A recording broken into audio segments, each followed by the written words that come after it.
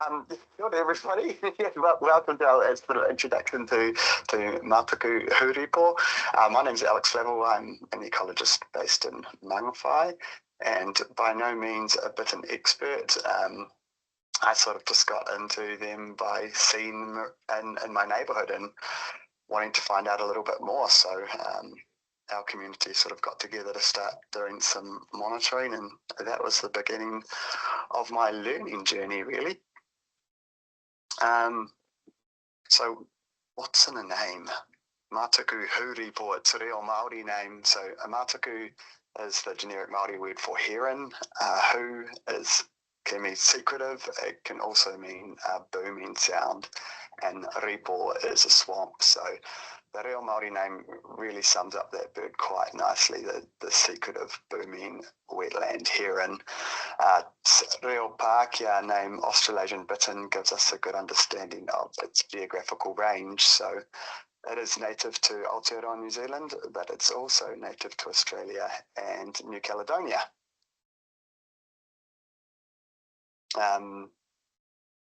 Characteristics of this bird: wetland specialist, cryptic, really secretive behaviour. So they are rarely seen, although they are quite a big bird. So they can have a wingspan of over a metre, sort of 1.20 meters, 75 centimetres tall, and up to 1.5 kgs. So they are a big bird, but they're just so well camouflaged and so reclusive in nature that the species that's not often seen.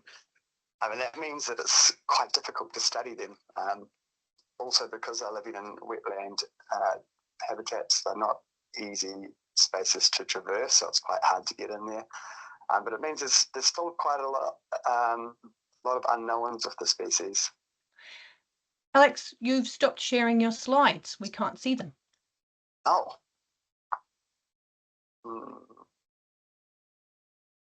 You've got nothing? No, we did have. And then we got sound and lost pictures. This is like a technological nightmare. Bonanza. Let me try and exit. They were there. They were there beautifully. All right. Eva says she didn't have anything at any point. I did see things at the start. A lovely PowerPoint.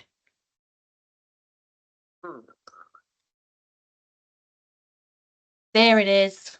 There's your screen. There we go. Hopefully everyone else can see where we're up to. Can you guys? Yay. We'll go back to that nice picture of the bittern in freeze pose. So if you have seen a bittern, it might be doing this. Head to the sky, pretending it's in the reeds. Yes, we've got it. Excellent.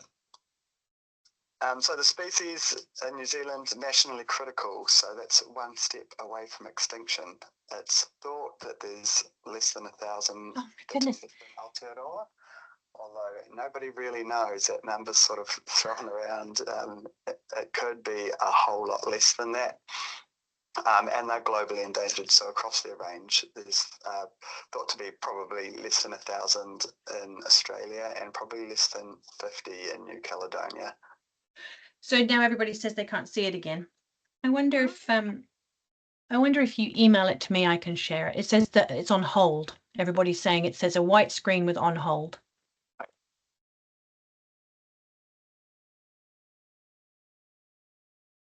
Okay, I think Alex is going to try and send it to me. Oh, and other people are saying they can see it fine. Yeah, we should run the webinar on Teams. It'll be great. Okay, carry on. People can see it. There's loads of people now saying they can see it fine. So press on. All right.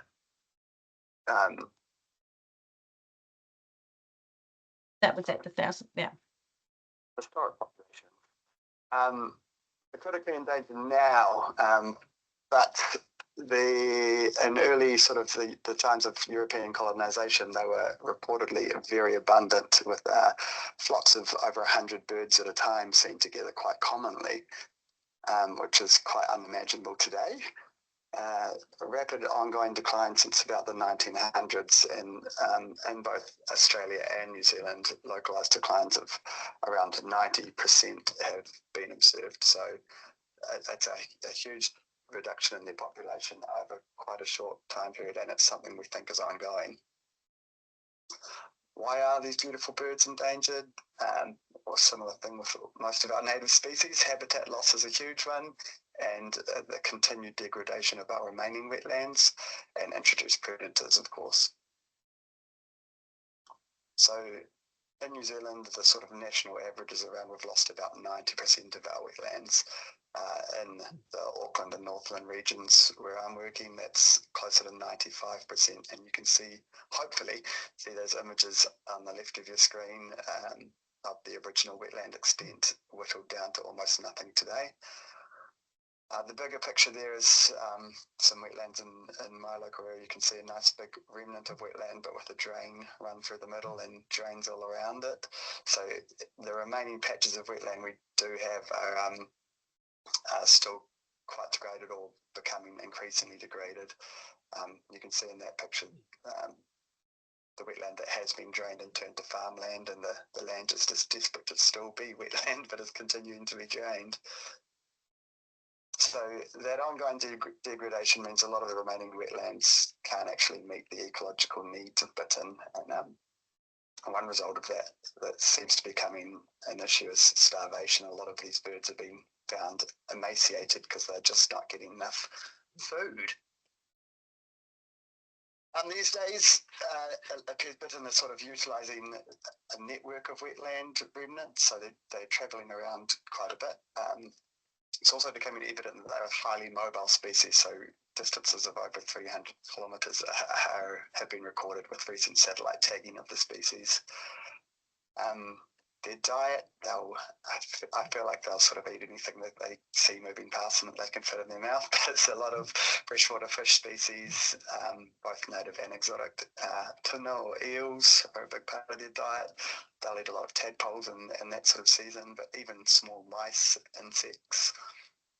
And they really rely on shallow, clear water to stalk their prey. Although these days are quite often seen feeding in farm drains and paddocks,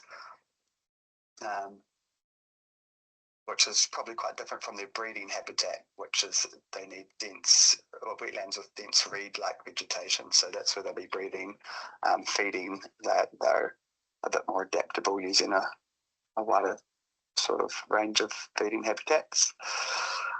The other big one is predators. So we think the females are especially vulnerable to predation. As far as we know, they are doing all the chick rearing themselves. So as well as spending sort of 24 days incubating the eggs, it's another 7 weeks or 50 days until the young fledge. So it's a really long time for the mum and the babies to be vulnerable to predation.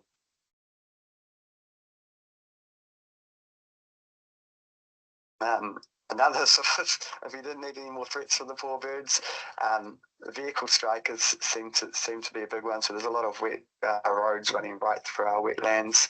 Some anecdotal reports too that the bitterns are feeding on plague skinks when they're hanging out on the warm road. So I guess they're sort of in search for food outside of their normal wetland habitats, and that's putting them at risk of being hit by cars, unfortunately. So what can we do? Well, some of the most basic things, in order to conserve bittern, we need to know where they are and where they aren't, and be able to measure whether numbers are increasing or decreasing. There's, at the moment, still too many unknowns, and really one of the things we need to do is get a basic understanding of their numbers, so some inventory and monitoring going on. How can you do that with a bird that's so secretive and rarely seen? Well, during the breeding season, the male bittern produce a very distinct booming call, which I believe Helen played for you earlier. And that can be heard from over a kilometre away in some instances if it's a really nice, still, calm morning or evening. I think up to 4 kilometres that sound can travel. The booming is thought to be associated with defending territory, so it's the male bird claiming his patch and telling other boys to stay out of it, and also trying to attract females into his patch of wetland. So one of the ways, or the foremost way of monitoring these birds, is listening for the booming calls of the males during the breeding season, or over the peak booming season, which is coming up from September to November. And where the males are quite noisy, the females are almost exclusively silent. They can make a bit of a noise if they're startled or if they're on the nest, but yeah, they're relatively quiet, so we can get a lot of information from the boys, but it leaves us with no information on the females or the non-booming birds. They can sort of boom any time of the year, but the sort of peak of this booming period is just before the breeding season, or over the breeding season. The most intense booming is on sunset and on sunrise, and I guess that's when the world is generally nice and still and calm, and the booms will travel the furthest across the landscape. But they can call any time of the day. You might hear them at lunchtime, you might hear them at 5 a.m, and it's a pretty cool sound. I don't think these will work if my microphone's not working, but we'll give one a try. Helen, let me know if you do. Okay. This is sort of a visual representation of what no, it won't work, the sounds, but you can see this is what we'd call a boom train. So on the right, you can see 1, 2, 3, 4, 5 big booms, and that's the bird going boom, boom, boom, boom, what we call a boom train, and that's what you're listening out for when we go monitoring for bittern. And this year is quite an exciting time for monitoring bittern. A bunch of organisations, the Bittern Conservation Trust, the Love Bittern Project, have been working with DOC and lots of other community groups that are monitoring them to try and set some standardised monitoring dates so that everybody who are monitoring bittern will do it on exactly the same days. And the reason that's important, as we were saying earlier, these birds are now being recorded travelling hundreds of kilometres. So if we were monitoring them in Whangarei on a Monday, Auckland on a Tuesday, Taupo on a Wednesday, and we've got one bird in each of those locations, we can't necessarily say that that's 3 separate birds. It could very well be one bird travelling across the landscape. So this year it's probably going to be the biggest sort of count of bittern ever undertaken in New Zealand, and it will hopefully help us start answering some of those questions of just how many birds we've got left.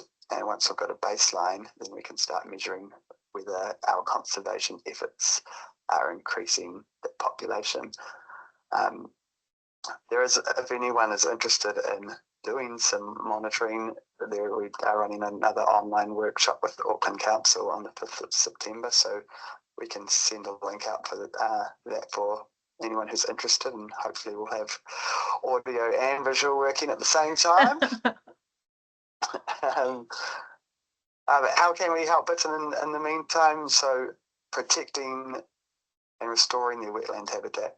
Basically, any little scrap of wetland that's left is going to be utilised by bittern at some stage. So even if you've got a tiny little patch of hūrepo on your property, it could be helping sustain populations of bittern in your area.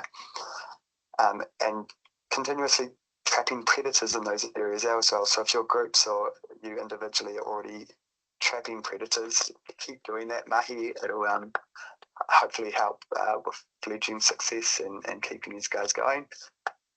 Another big one is just advocacy. No one knows what these birds are still. So you might have remembered the slide earlier when we have slow for bittern signs being installed. We'll often have to pair that with newspaper articles so people know what they're actually slowing down for. But it's hard to get people to care about a bird if they don't know it exists. So raising the profile of matuku is another huge one. And one place you can help is Bird of the Year coming up. So Helen and Forest Ridge Trust, I think, are running the campaign for that. I'm not sure, Helen, if you want to speak anything to Bird of the Year campaign. Just exactly what you've just said, Alex, in terms of it's a great way to raise the profile of the bird. If it makes the top 10, then people talk about the different birds that do well. So if anyone knows any celebrities that would like to be associated with, the habitat is a huge part that goes with the bittern. It's all about ecological restoration, because wetlands are so important in themselves, and the bittern is kind of like what would you say, like a mascot of really healthy wetlands. And so voting in Bird of the Year and spreading that message, to friends and family makes a massive difference to how many people know about the bittern. And as Alex said before, it's hard to care about a bird or this bird unless you know about it. So yeah, make sure you vote. It starts on Monday for 2 weeks voting. That'll be so cool.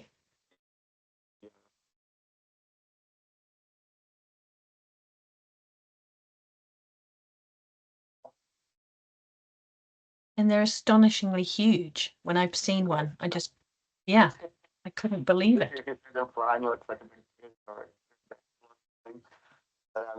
Yeah, as Helen was saying, our flagship species for the wetland. So by protecting the bittern, we're protecting the wetlands and all the other species that live in those habitats as well. I think that's enough of me talking. So, Helen, I'm not sure if you want to open it up to questions. Well, first of all, I want to say thank you so much. The chat is completely alive with some people who can see it, some people who, I think it's the settings on Teams. If you're watching online, then it seems to be stopping you from seeing the slides. And if you've got the app for Teams, then it's working a dream. So thank you so much, Alex. I feel sorry everyone about the technical difficulties. We can definitely try do it again for people who can't see the screen. I'm more than happy to. Yeah, and you guys can email in as well and say if you'd like us to try and repeat it. We could maybe try doing it on Zoom a different way, because it is such awesome information. If you've got questions for Alex, put them in the chat. And I don't know if can you see the chat, Alex? I will filter through. Yeah, I'll just. So Cam says, are they only in freshwater wetlands, or do they go to the tidal areas too?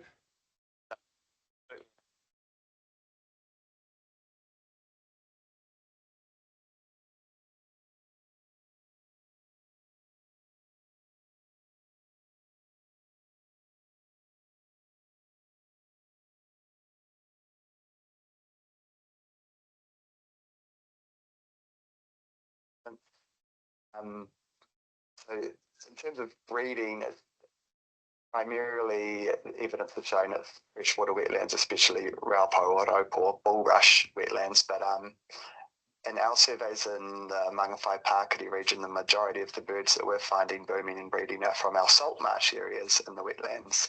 So it's definitely the estuarine environments are really important for these birds as well. Thank you. George says, great presentation. What should I plant in my tiny wetlands? Any sort of thing that gives that dense reed-like vegetation. So it could be oi, you could fill it up with bulrush or hūrepo, high-growing calyxes and if you can leave sort of little patches of open water for them to feed, so they like sort of that mosaic of different water levels throughout the year and a little bit of cover so they're not exposed, because they're very shy big birds. And that reminds me, who should people contact, Alex, if they want to be involved in the matuku muster, or if they want more information about wetland planting and so on? Because it does seem like a bit of a mystery. I've got a wetland remnant myself, and it can seem a bit like, where do I start? Where would people go for info on those types of things?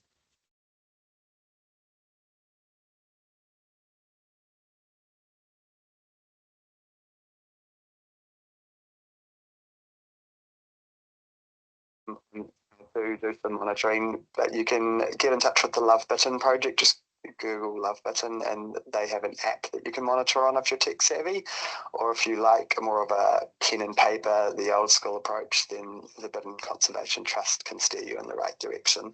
So either of those guys can help you with teaching you how to do the monitoring. In terms of restoring your wetlands for bittern, I'd probably be reaching out to your regional councils are probably one of the best sources at the moment. The Love Bittern website, Wendy, who runs that, also has heaps of great resources, so you'll be able to find lots of bittern related stuff there. Fantastic, thank you. Wayne wants us to just put a shout out to check out Friends of Whātepu on Facebook. There is a bittern talk there on Saturday the 31st of August in the afternoon at Huia Hall, so that would be worth having a look at Friends of Whātepu on Facebook. Just wanted to know what the muster entails. I thought I could speak to that a little bit. So firstly, thanks, Jess, for all your help in the chat with the technological questions. And I am not any kind of ecology expert. I've worked in conservation for a couple of years, but I took part in the bittern listening last year, and basically you're sitting for 2 hours at dusk, either side of dusk. So it's dark, completely dark when you finish and light when you start, but you get to see everything settling down for the night in spring. It's pretty spectacular. And I was lucky enough because I took my teenage daughter with me to see and hear the booming, which was, I'd listened to loads of recordings before I went, but I didn't hear it at first. My daughter heard it first, and then once you hear it, you get your ear in and you can. So there are specific spots where that listening is ideal. You know, there will be specific spots on a map for some, if you've got a local conservation group, or again, you can contact Love Bittern and Wendy will let you know where are good spots near you, and then you'll be able to submit how many booms you hear and what timing it is and that sort of thing, if you hear them at all. So it's very, very easy to miss. It's like soft blowing across the top of a bottle, that sort of whoo sort of noise, and it's pretty magic. So grand. Okay, so what is the current population estimate for New Zealand? That's from Bob.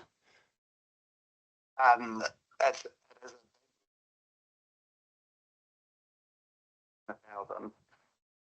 But now with the information that the birds are travelling so far, it's very possible that we've been double counting or triple counting a lot of birds. So it could be a whole lot lower. There's sort of estimates from anywhere from 500, 700 to 1,000. So hopefully after this great matuku muster, we might start to get a little bit of a better grasp on how many birds we have in New Zealand. But at the moment, it's anyone's guess, really.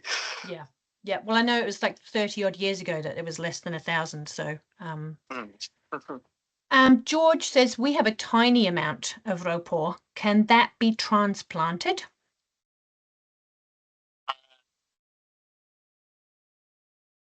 You should be able to dig some out of there and move it around if you like. Otherwise, when it comes to when the seed heads come up, I mean, there's about 1 billion seeds on each of those, so you could bag them up or collect them when they start falling and sprinkle them around if you want more hūrepo growing. I take it quite a weedy plant, so you shouldn't have any trouble getting it to spread. Getting it to stop. Gay says, is there any active scientific study happening with bittern? Are birds being banded? Yeah, Doc, Emma Williams and team are doing some pretty awesome work at the moment. So it's a space where our understanding is growing really quickly every year as more people are getting involved, like community groups just doing monitoring and Doc doing quite intense monitoring. Our understanding of the species is growing really quickly, which will help us hopefully being able to conserve them better as well.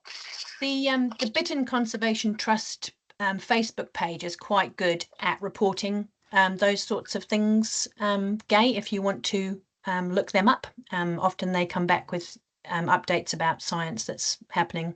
As Alex said, it's quite rapid at the minute. Francis asks, have you got any good examples of drains that are shaped for bittern feeding? Not any examples, but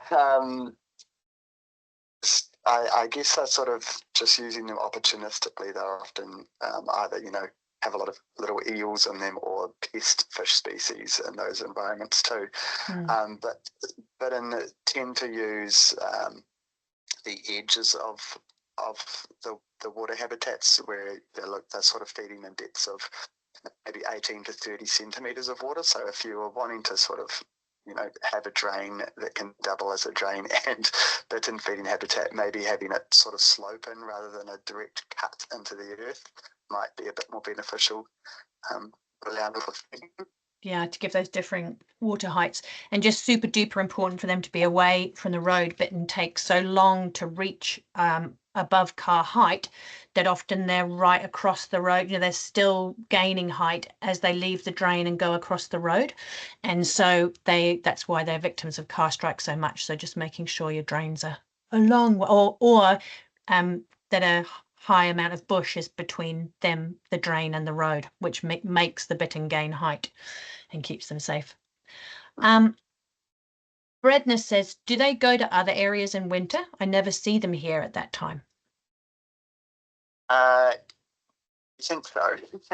So they're utilising sort of a network of wetland, maybe like a 15-kilometre radius.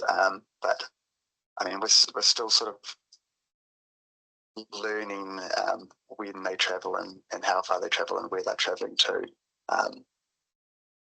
But it is quite likely that they're travelling they might only be in your areas during breeding season and then moving out of there for food elsewhere. They might also just be moving following where the best conditions are. So if it's sort of droughty in your region, they're not going to be able to find food there and they'll likely travel elsewhere to follow the food. Sometimes in the year they seem to be a bit more visual as well. Maybe they're just out feeding in paddocks more than hiding in the wetlands. So, yeah. Jane says, what are the top 3 things wetland owners can do to help bittern? I guess it really depends on your wetland, but you're protecting or restoring wetlands if you can, and restoring them so you're thinking of sort of, I guess, the whole ecosystem, but the food, you might need to focus on the quality of the native freshwater fish in your wetlands, so there's food for bittern, the right type of vegetation, so that sort of dense reed-like stuff, and then predator control is one of the big ones you can really be helping them out with quite easily.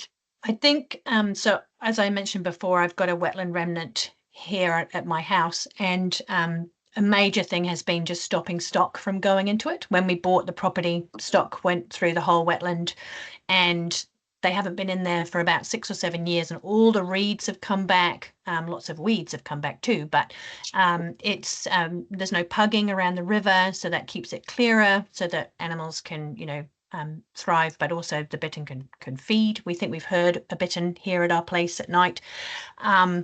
And the other thing is predator control, so trapping and possibly baiting. So if you're in Northern Rodney, for example, so you'll have a conservation group near you who can help you get started with trapping. So just Google in your area people who can help you with trapping. But if you're in Northern Rodney, so anywhere from Tawharanui all the way across to Kaipara, you can email community@theforestbridgetrust.org.nz. That's community@theforestbridgetrust.org.nz, and we'll be able to help you get started in Northern Rodney. But there are wonderful conservation groups all over the place. So stopping stock from going in and trapping will give you 2 big leaps in the right direction. But then you've got the nuts and bolts of restoration in terms of finding the right plants and so on. But that's a good place to start. That's pretty much all we've done so far, and there's all sorts of things popping up in our wetland that weren't there before. So we've got quite a few more questions, I think. I'll just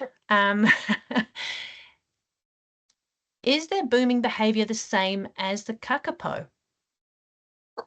I wonder, is that about... I mean, I guess it serves a similar purpose of the males trying to attract a female and trying to claim their territory from other boys, and a similar sound, I guess, too. So, yeah, quite similar to kakapo.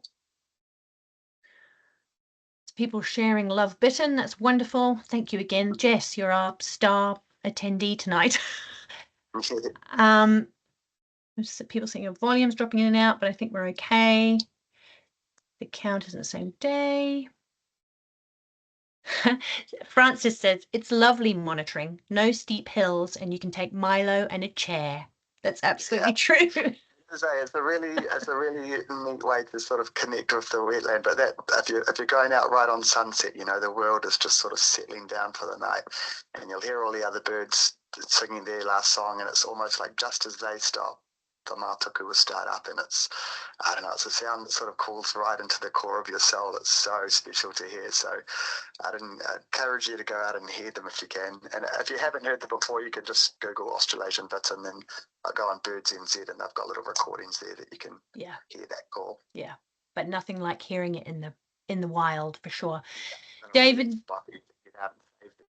Absolutely, it really does. It's very galvanizing. David says for people in Christchurch, Otukaikino Wetlands is a good, easy spot to access.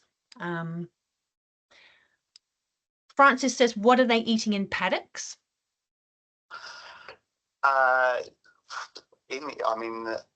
Often there's lots of sort of eels in those farm drains, tadpoles during the right season. I know in my area that they just go wild when there's a lot of tadpoles coming through, but they'll be eating crickets and anything bigger like that too, a lot of insects and invertebrates.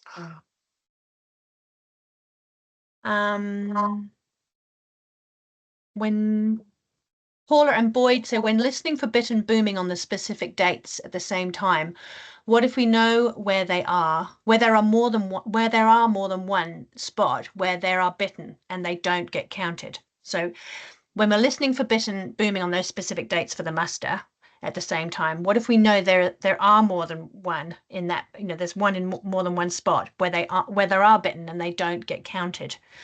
Would that be worth saying to Love Bittern or Bittern Conservation what's happening there?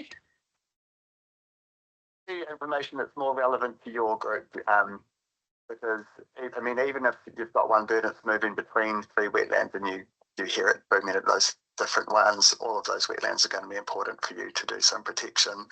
The thing with us trying to do coordinated monitoring across the whole country is we're never going to get all the birds in one go, and you know, even conditions like the weather's not going to be the same right across New Zealand. So hence why we're doing a monitoring date in September, October and November, so we can try and account for as many of those variables as possible, but it's always just going to give us a minimum number of male bittern. It's never going to give us an entire population count. We still don't know anything about the girls or the non-booming boys or the juveniles that year, so that information would still be really useful for you at a local scale, but I wouldn't worry about it so much at a national scale. And hopefully after this year we'll learn a whole lot more how to coordinate national monitoring better, and we'll come back with a vengeance in 2025. Yes. Shona has shared, if you're in the Rodney West area, she's shared a link, so you can scroll through the chat and find that, where it's Rewild the West connectivity strategy, where it shows recorded sightings of the bittern in that area, which is really great. Bob says, a mix of New Zealand and Australian presenters are on YouTube with presentations available from the Australasian Bittern Summit of 2023. So that'll be great. In Australia.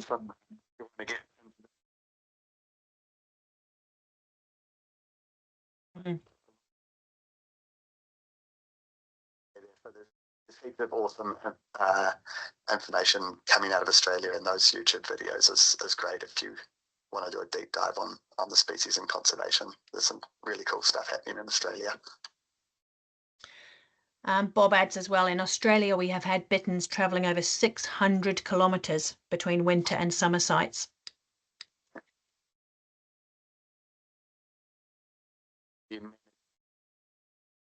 Around that sort of range, eh? And whether it's moving that far because it needs to find food, or whether it's moving that far because it just moves that far. I've heard stories historically of there being flocks of over 30 bittern at a time. So they should really be in flocks, and now they're this solitary animal, which is quite sad. Somebody said, George says, are they more susceptible to a particular predator? Are there particular pests to focus on around the wetland remnants? The one that we don't have enough to, I mean, I would think it's just all the same predators that we get elsewhere. There's camera footage of pretty much all of the main predators trying to predate either bittern or bittern nests. So, you know, cats, ferrets, those bigger ones are definitely going to be an issue. Even pigs in your wetlands eating bittern eggs and nests. So, yeah, it's an area where we could still do with a bit more information, I think. And David mentions that harrier hawks are definitely an issue for stealing eggs and chicks. They are. And when you've got a native species and another native. Yeah. And a trickier one for community groups to be able to control. So at the moment, I guess you would just really focus on getting rid of those introduced predators. And so you can sort of lessen. Then I guess in a nice, healthy, balanced ecosystem, predation from areas would be, you know, a nice natural thing, and it would be fine. But when we're dealing with such slow numbers, it does become a bit more of a worry, an issue, eh? Andy and Ardy and Shirley are sharing that in Tokanu Wharf near Turangi on Lake Taupo is a good place to listen as well for bittern. I saw a newspaper article actually about that area and how the bittern is, you know, not thriving, but definitely around there. Lisa asks, when's the best time to see or hear bittern, sunrise or sunset?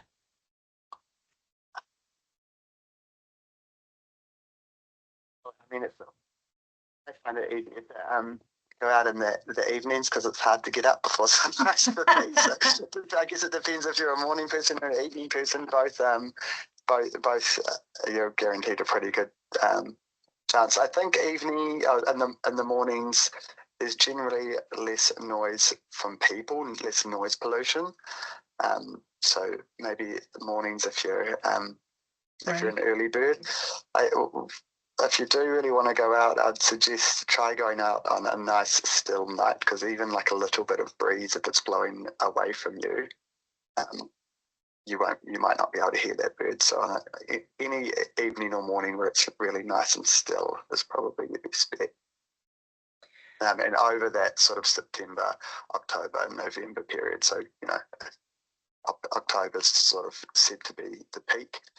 But that peak is always going to change a little bit. It's mostly probably linked to sort of what's going on in the environment at the moment, the hydrology and stuff, whether that's favourable to them. But yeah, it's said to be the peak of booming. Trudy mentions that the listening guide on love bittern, so it's worth Googling love bittern, seems really helpful. Thank you, Trudy, for snoodling around on there already. It is very good. I love that site. David's mentioning that New Zealand Geographic in the last 2 years have done fantastic articles on the bittern. I know the one by Ellen Rikers is really fantastic, and I'd highly recommend reading that. It's beautiful pictures and quite in-depth information. More commentary on the cruddy technology. Makatu Ongatiti Wetland Society in Bay of Plenty is a great group to start with, as they have good numbers so you can get your ear in. That's a really important point from Francis about getting your ear in, because you can listen to it on a recording. And as I said, you know, I'd listen to heaps. And then when I was actually out there in a wetland, a massive hūrepo wetland, I didn't hear it at first. I actually recorded a video for social media with me saying, okay, we're all settled in now. And then when we played it back the next day, my daughter's like, can you hear it booming in the background as you're talking and saying you can't hear it? That was quite funny. Would Canadian geese, Claire asks, would Canadian geese around wetland areas be competing for food and habitat with bittern? Good question. I'm not entirely sure on the answer to that. I would expect Canadian geese would be more eating sort of vegetation rather than the vertebrates and invertebrates that bittern are eating. But yeah, I'm not sure whether if they're in high numbers, whether that might cause a bit of disturbance for them. Yeah, can't give you a good answer there. Sorry.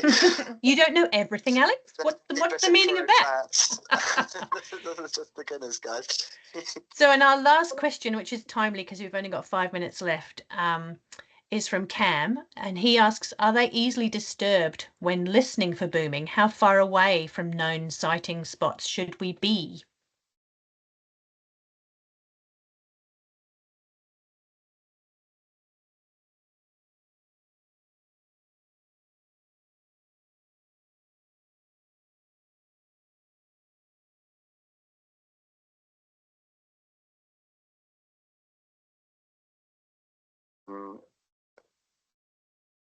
You know, you're sitting at maybe 50 meters from the wetland edge, and there's a bird, only 10 meters into the wetland booming away.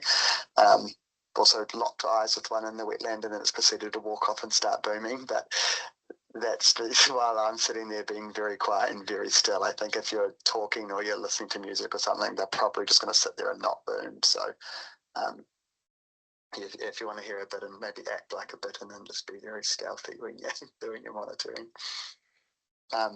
Also, if a lot of noise does come around, if someone pulls up with their headlights on full beam, or a helicopter approaches or something like that, I've heard of them stopping their booming because of that sort of disturbance. So yeah, if you do disturb them, they are likely to stop or not boom in the first place. Yeah, which makes sense. Wayne has put the link to the NZ Geographic stories in the chat. So again, it's quite near the bottom. You can click on there. It's well worth a read. And Francis adds that it's Makatu Ongatoro Wetland Society in Bay of Plenty. So she just it was typed wrong in the chat. So thank you so much, everybody. There's over 70 people stayed till the very end there, which just shows there's just a lot of interest in Bittern. I'm going to try and send out the recording of the presentation tonight and some useful links as well for you. So if you can join in some predator control efforts near you, that's going to make a massive difference. Tell your friends and neighbours about this amazing bird. Children particularly find the bittern really fascinating. Our Picture a Bittern art competition doesn't finish until the 8th of September. So if you have anyone in your house 18 years or younger, all the way 0 to 18 years, then they are welcome to submit an artwork for the bittern. My email address is helen@theforestbridgetrust.org.nz. And again, for trapping help, just contact your local conservation group. So thank you very much, Alex. That was really wonderful. You deserve a medal for grappling with that technology this evening. I think we did a really good job in very trying circumstances. And yeah, follow along on Vote for Bittern on the Facebook or Instagram, and keep up your good bittern business and vote for Bittern and Bird of the Year. And let's see if we can bring this bird back from the brink of extinction in our lifetimes. That will be something to be very proud of indeed. So wonderful. Thank you so much, guys.